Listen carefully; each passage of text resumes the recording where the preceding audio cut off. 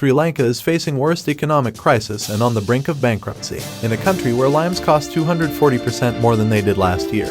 And with a looming economic and food crisis, protests continue to play out between those demanding the government resign and those in support of it. Protests have been taking place on the island nation of 22 million people since the end of March between pro-government supporters and those calling for an immediate change in authority.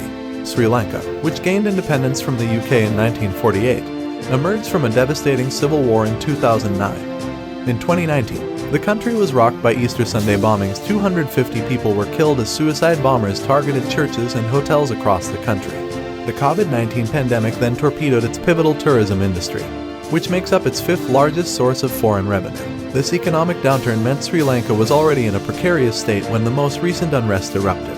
The country also has significant debt and was due to pay $5.7 billion this year, with its total foreign debt standing at $41.5 billion. Rising oil prices and tax cuts have meant Sri Lanka now has as little as $50 m of usable foreign reserves. On the 31st of March, hundreds of protesters tried to storm the home of President Gotabaya Rajapaksa, demanding his resignation. The capital was placed under curfew and a state of emergency was declared the following day. On the 2nd of April, troops were deployed, and a 36-hour nationwide curfew was imposed. The following day, almost all of Sri Lanka's cabinet resigned. An interim government was appointed, overseen by the president and the president's brother, Mahinda Rajapaksa, the prime minister. On April 5, President Rajapaksa lost his parliamentary majority after his finance minister resigned, and he lifted the state of emergency. Protests soon broke out across the country, fueled by a further shortage of life-saving medicines. Protesters called on the president to resign, as they blamed him for not managing the crisis. He was accused of borrowing too much money to finance projects which had not returned enough profit for Sri Lanka. President Rajapaksa imposed the second state of emergency from the 6th of May, and gave security forces the power to crack down on growing unrest, a move that human rights groups have expressed concern over.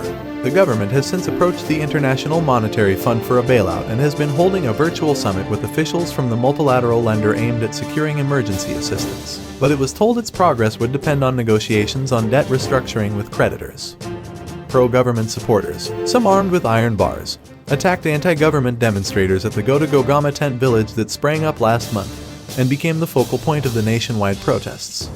Tear gas and water cannon have also been used as thousands broke the curfew. This culminated in the resignation of Prime Minister Mahinda Rajapaksa after trade unions began a week of protests demanding immediate government change. With the economy in crisis, prices spiraling and food running out, farmers who should be planting their crops at the start of the rainy season are struggling, as they cannot afford, or sometimes even find, the fuel required for tractors and rotavators to turn the soil. With farmers planting less, the food crisis looks set to get even worse. With lower yields, the price in shops and markets has tripled and Sri Lanka is more reliant on imports it can barely afford. Fruit and vegetable yields are also down and general food inflation is running at 50%.